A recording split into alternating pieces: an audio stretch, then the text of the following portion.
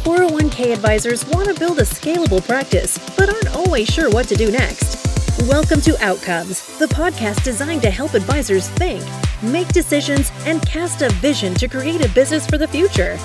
Here's your host, Ross Marino, financial planner, author, speaker, and CEO of Advisor2X. Welcome to Outcomes, the podcast. Today, I am joined by Kathleen Kelly, founder, Compass Financial Partners, a Marsh McLennon Agency company. Welcome, Kathleen. Thank you, Ross. I'm happy to be here. You recently sold your practice, and you talked to me about going through the due diligence process and kind of your mindset going in. And a lot of people I speak with say they're exploring because they know they need to join and partner up, but that wasn't exactly your experience. So can you talk to us about that process? Sure. Yes. It's funny, Ross, you say, hey, you just sold your practice. We really looked at it as if we sold our baby. And I think that is a hurdle that a lot of business owners need to overcome. And I would tell you that was probably one of the reasons that very early on, I would say, we went in somewhat kicking and screaming, if you will, in terms of having a degree of resistance around actually making a transaction and making a change. It's a very difficult decision. And, over time, we've had wonderful relationships within the industry with colleagues across the US. And certainly the pace of acquisition activity has picked up tremendously over the past couple of years. And we chatted with a lot of organizations, and then we didn't chat with a lot of organizations, and it got to a point where we were really we changed our mindset primarily because so many of our colleagues had very positive experiences and reached out to us and said, hey, we just joined X or we just joined Y. Why don't you at least talk to them?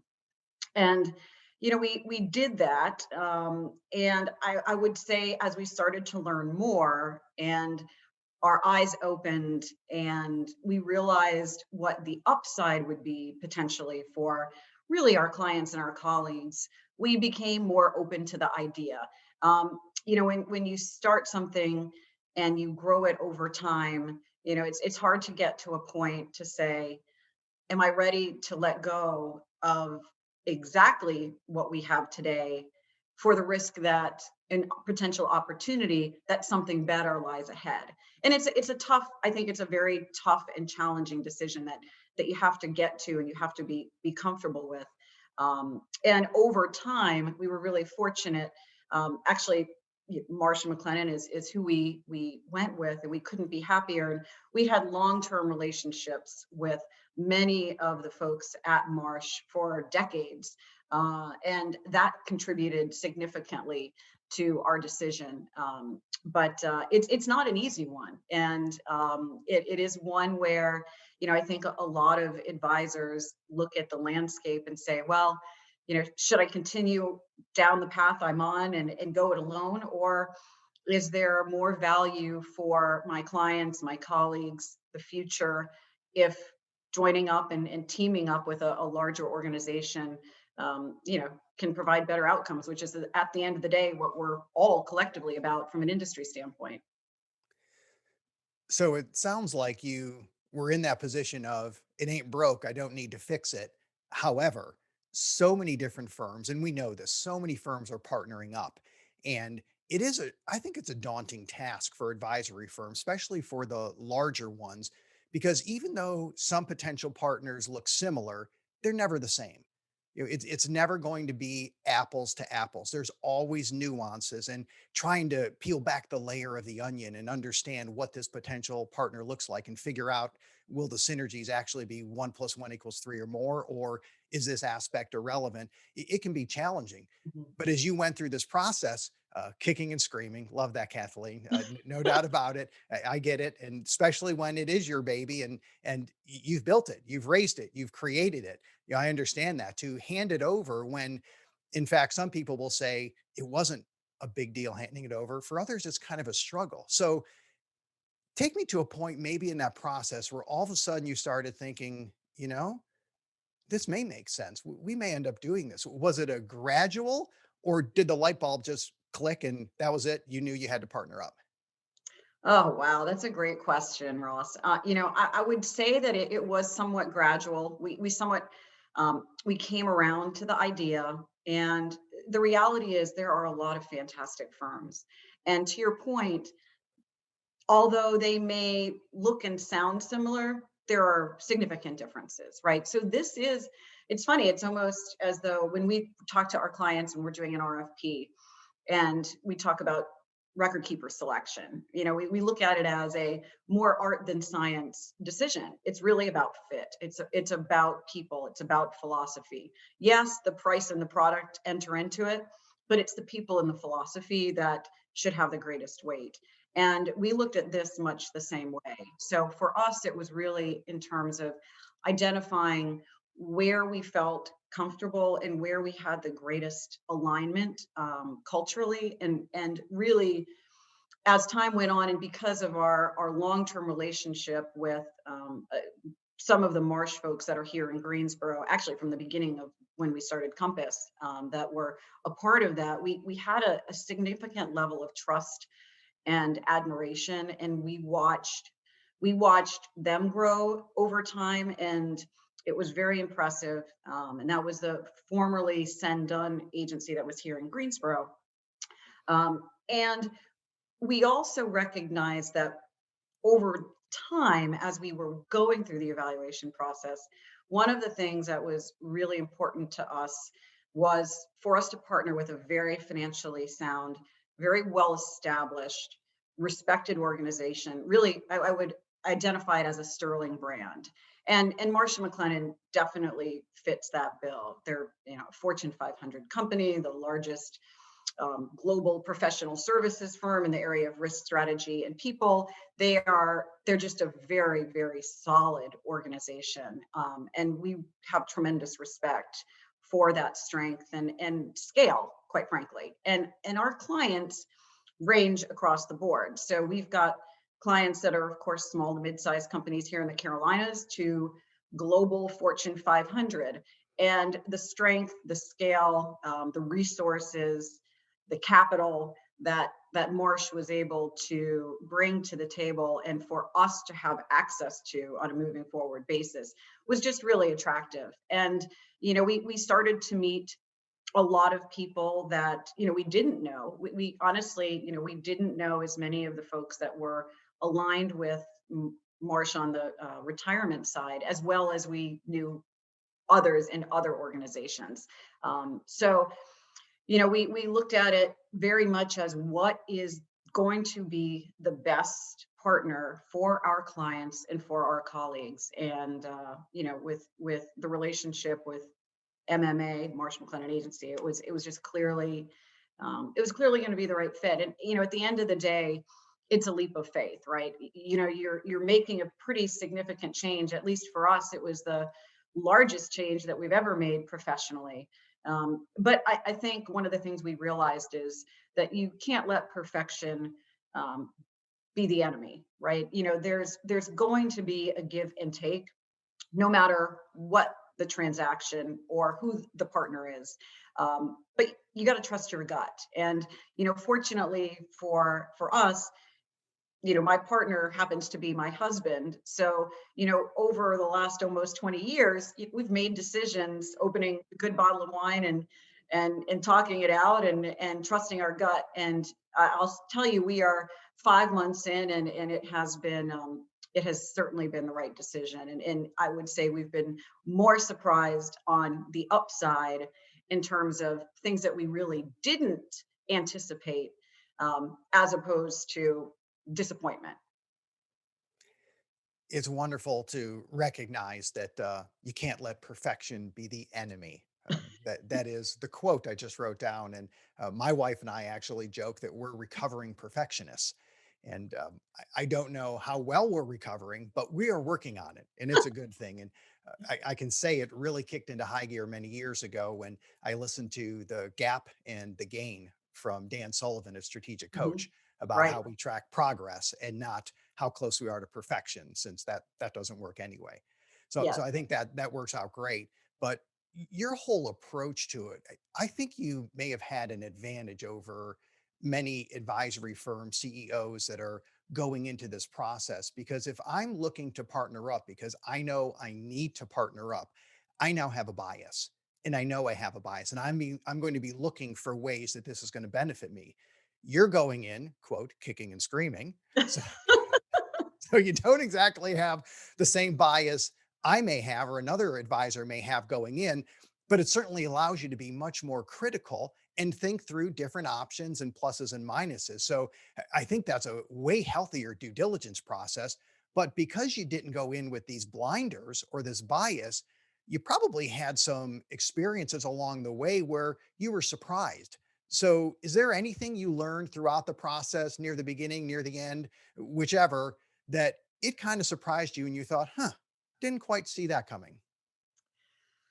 Oh gosh, I would almost say, at every corner, this is a whole new world, right? This acquisition activity that is occurring in our industry, whether it's large aggregators that are just in the retirement planning space, or whether it's firms that are tied to employee benefits and broader insurance agency type organizations. It's it's very different, and I think to your point earlier, you can't. There is no apples to apples comparison here. By nature, every organization that you're going to talk to has a different approach, has a different shtick, if you will, right? It's a um, it's very much a unique marketplace, which I do agree. We did not, we're relatively, of course, I like to think of myself as relatively young organization.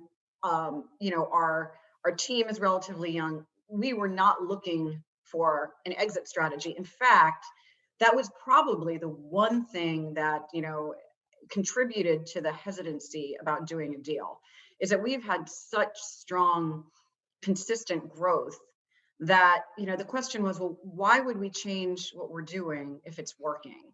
And I have no interest in taking my foot off the gas. And an exit had, at least in my mind, initially had been much more tied to that exit and exit. And that's not what any of us were looking for. So I would say the big mindset shift for me was that having an opportunity to partner with a larger organization that can contribute the scale and the capital and the resources actually would do just the opposite than taking my foot off the gas. It would actually allow us to get better faster. And we've always been very, very focused on improvement and getting better and doing more for our clients. And the realization occurred that if we partner with the right organization for Compass, then we will be able to do exactly that, to continue what we've done that's working and build on it, because we're going to have the outside scale and the resources and the capital that we didn't have before. And that really has been the case. It's worked out extraordinarily well.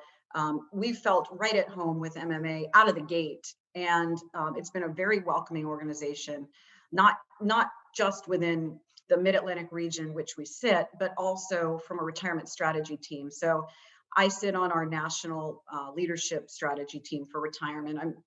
I was the fifth person added to that team. And it's funny, Ross, I look back at our conversations, and we did spreadsheet differences and tried to identify points of differentiation that would be relevant for us in our decision making. But one of the things that MMA had told us very early on, which really didn't resonate only until now, until after the fact, but it has been, I would say, probably one of the biggest upside surprises, if you will, to the decision to partner with Marsh, is their very collaborative culture. So in our initial courting, they talked about how they were a very flat organization. And it's essentially, the volunteer army in terms of how things get done. There's no white or ivory tower. It's just simply the field drives, percolates ideas. They float to the top. The collaboration occurs where there's decisions around what should be pursued. And then collectively, the field helps to make that happen. So the great thing is that we're able to still maintain that very entrepreneurial mindset and innovative spirit that has been inherent with Compass for the past 20 years.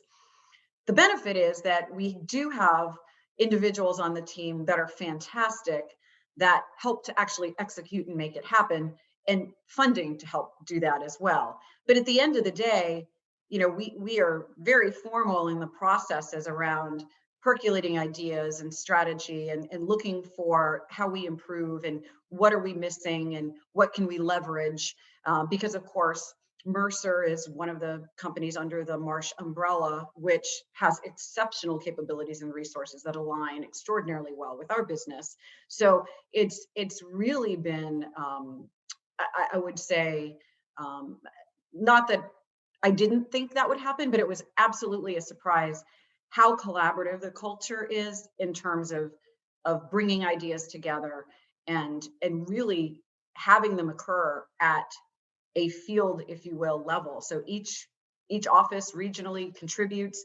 All of my team are on various committees that are supporting various topics and areas of focus for the business, whether that's around financial wellness, whether it's around the investment side, whether it's just around operational best practices and execution. But that's been another really positive side to us making this decision, because we've always, for the past several years, we've vacillated between 16, 18, 19 employees or so, spread out throughout North Carolina.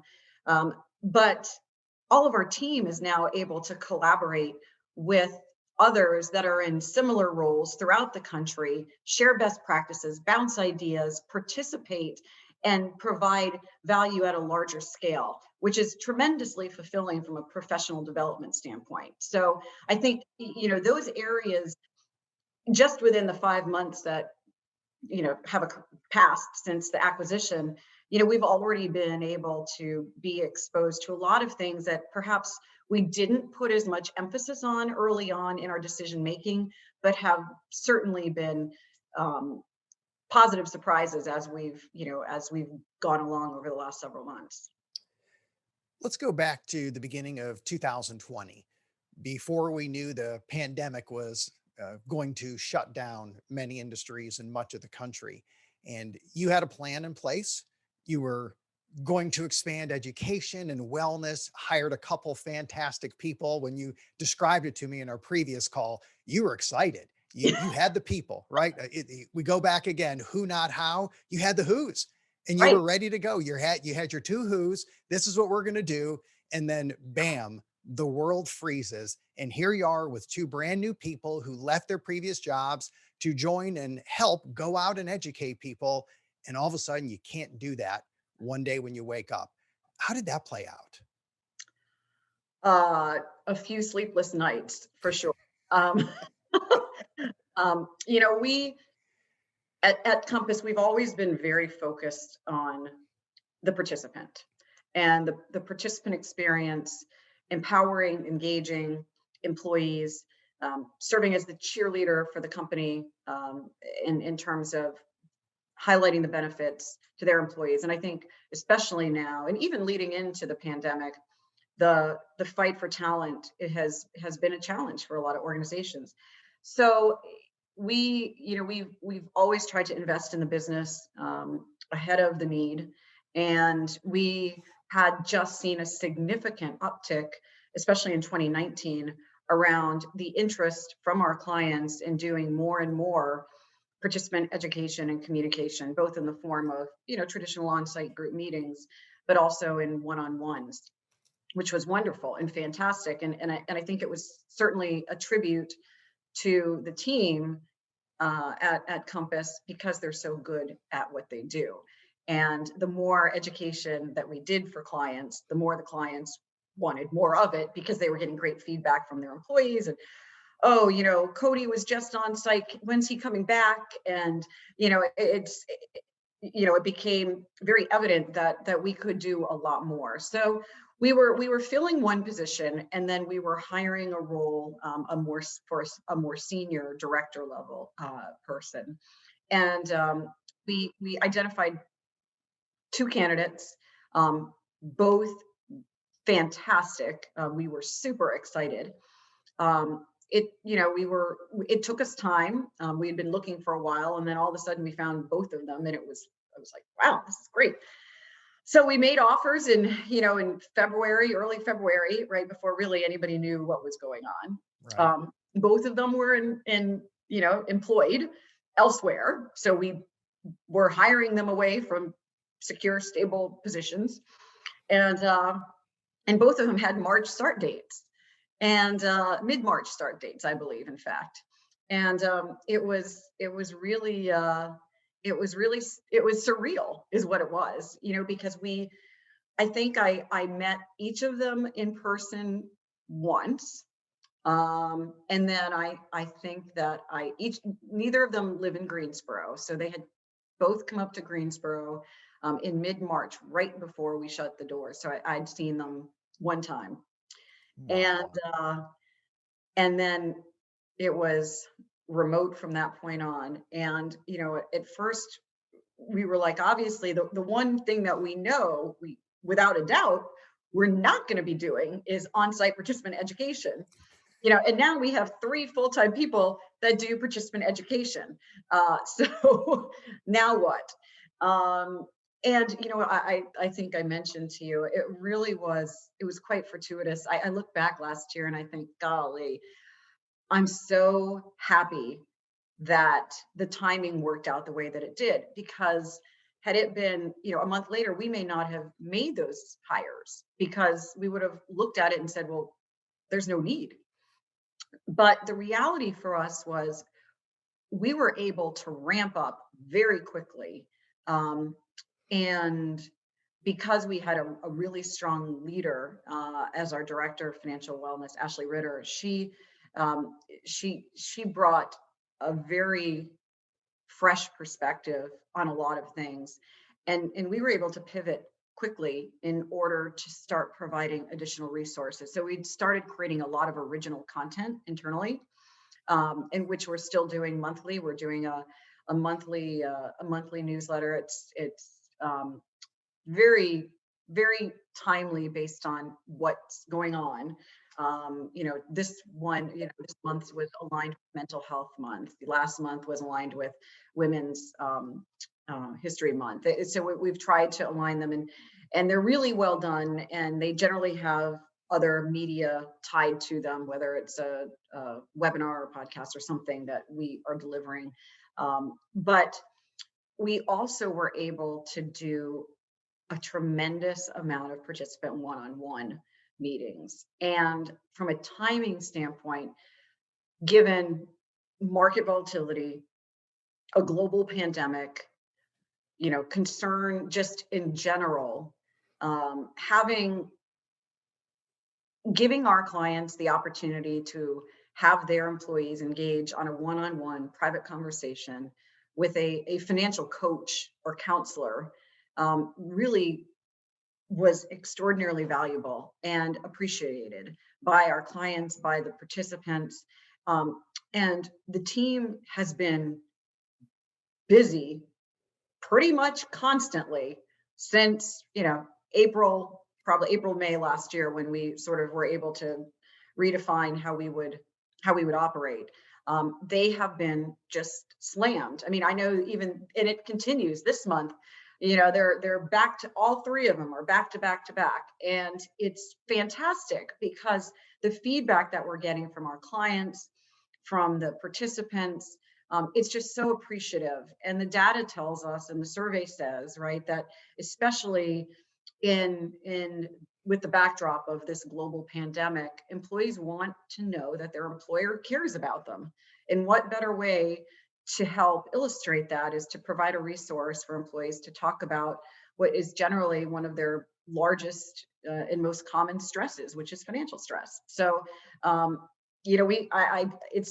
it's just, I feel really lucky that we had the timing that we did. And, sometimes it's better to be lucky than good, but we were both in this case because we hired great people and we were lucky within our timing that it ended up the way that it did. And it's been fantastic for us because we've been able to do so much more for our clients. Well, the timing may have been lucky, but your statement of we always try to invest in the business ahead of the need, that's the vision. That's the planning of this is what we need to do. And then the timing just happened to play into your hand. But even when you invest, we always have limited resources. We have limited money, limited time.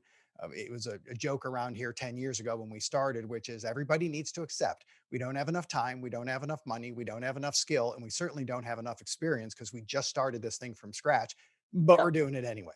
And that's how we rolled. And that was the early days. And if you weren't comfortable in that environment, you weren't going to make it. At that time, we were called 401k recon.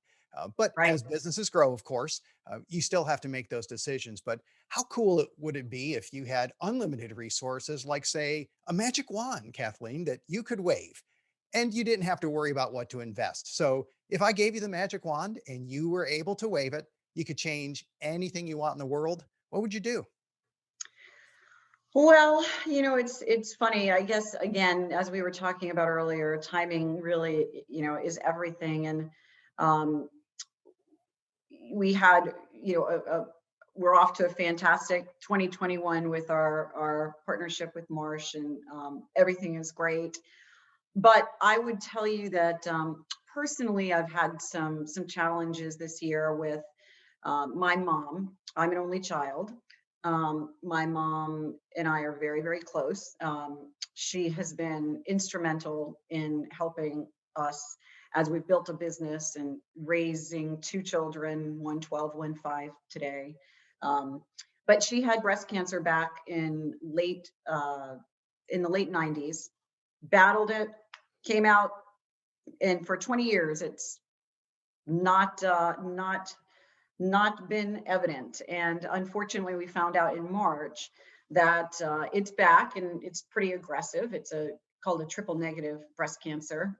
And so if I could wave a magic wand right now, I would cure cancer. And that would be, it's a pretty lofty one, but one that is meaningful to me right now as we sit in terms of what it is that, from a family perspective that we're experiencing and that we're going through. And, it's amazing when we look back at what was able to be accomplished and achieved on a global level in terms of the COVID-19 vaccine. And when everybody put their head together and came together, and in 6 months developed a vaccine, pretty incredible.